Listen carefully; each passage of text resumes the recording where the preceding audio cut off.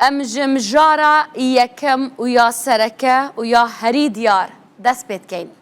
جنکا خلک کرکوکه اوه 49 ساله جکی چاخو هاتیه دیره خستن اکدو ندیتیه و دخوازه بریتنا که چاخو شاد ببید.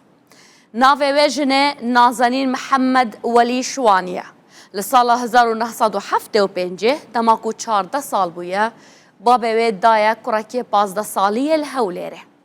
پشتی ساله که نازنین و هفجین خو کچکت بیتن.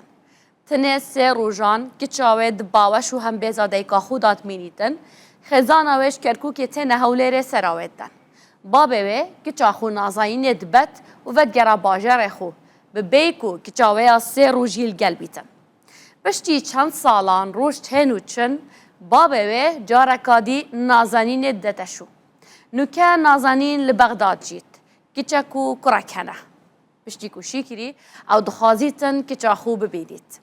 ناوه کچاوه اوین محمود حمد امینه تمنوین و کبویه 49 سال خلک هولیرینه.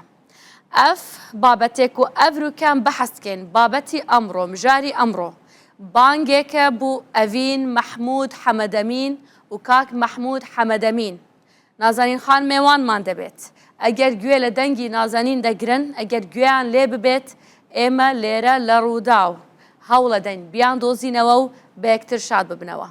اما به رسمی نازنین خان نازنین محمد ولی شوانی لسالی حفتا کانتان پیبشاندم. او کاتا او هابویه.